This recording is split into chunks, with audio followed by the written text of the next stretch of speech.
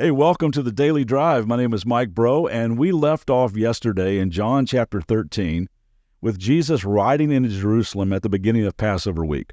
This is commonly referred to as the triumphal entry on Palm Sunday. The people are in a frenzy with the expectation of this mighty miracle worker. He could be our deliverer. Here comes our political Messiah, our conquering king, finally. They're chanting, they're making a red carpet entrance with their coats on the road, they're waving palm branches and going absolutely crazy. Well, as Jesus rides in to the applause of people, there are tears in his eyes. Luke records this part of the story in his gospel. He says, "But as he came closer to Jerusalem and saw the city ahead, Jesus began to weep. As people cried out their political hosannas, he cried tears of grief for the hearts of those people. He foresaw the terrible devastation of Jerusalem that would happen just a few decades down the road. He knew their distorted views. He knew that they would have nothing to do with the Messiah who came to deliver them from sin. But as they go berserk with praise and adoration, while most people would bask in the applause, while most would be on a huge ego trip, while most would cave in and say, okay, I'm just going to give you what you want, Jesus cries." Now, before we get too hard on that crowd, let's just be fair and ask ourselves, if we were in that crowd that day, that week, what would we have done? You see, we have the benefit of looking back 2,000 years at them, and we know how it all turned out. But honestly, would we have been sucked in with the mob mentality? Would we have cheered him for what he could do for us one day and then totally written him off the next? Would we have been amazed at his ability to bring a man like Lazarus back from the dead, but then really confused at his inability to save himself? Would we have been so spiritually blind not to grasp what we really needed and who he really was? I'm not sure.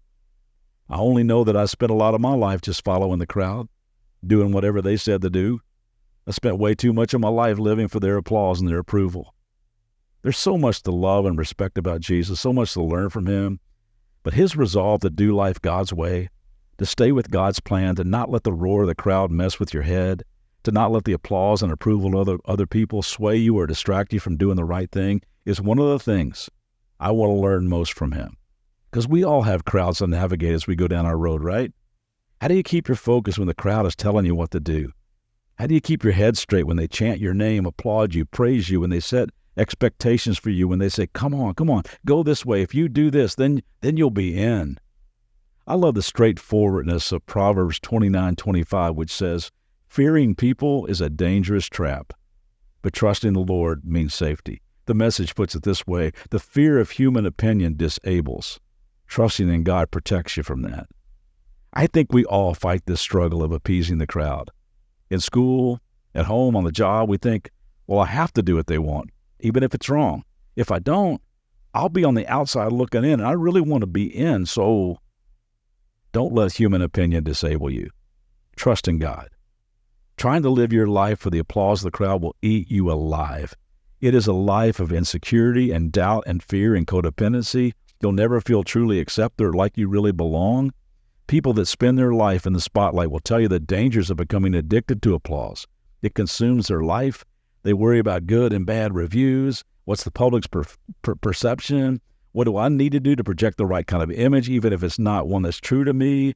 How can I continue to pull off magical performances day after day? How can I get them to accept me? It's just never, ever enough.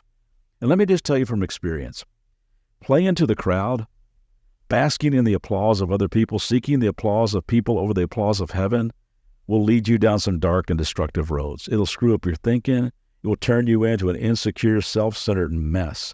It will keep you from living an other-centered life. It will keep you from becoming God's best version of you. It will derail you off the road he has for you.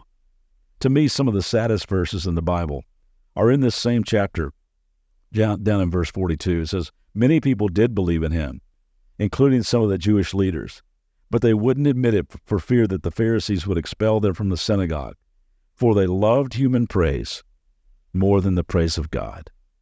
For they loved human praise more than the praise of God. Isn't that sad? Man, I've been there, and I bet you have too. Now, to a degree, we all care what people think. We all want to be liked, accepted, admired. We all want to feel needed and loved.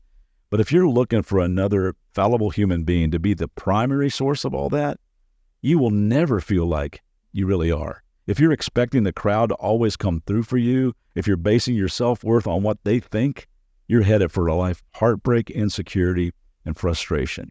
It's when you begin to see yourself as God sees you, when you begin to base your worth on His approval, when you start to lean into Him for acceptance, when you start to grasp His unfailing love for you, when you resolve to live your life for an audience of one, that's when everything starts to change. Again, this is one of the things I respect so much about Jesus. He knew the shallowness of applause. He knew the fickleness of flattery. He understood the nature of people. He experienced the ups and downs of it all of his life. He knew not to listen to opinion polls or to let the applause of people lead his life. He refused to be a celebrity. He was not going to let the adrenaline rush of being liked, even adored, derail him for what he came to do. He was going to stay on the road God marked out for him.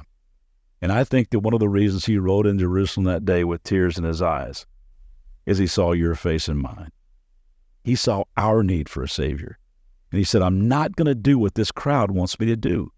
I'm going to walk this road that God laid out for me. I'm going to lay down my life so that someday everyone can live forgiven and free and forever. I'm going to live my life for an audience of one. And I pray that'll be your motivation today. Just know you're already accepted by the one who matters most. Bask in His applause. See you back tomorrow.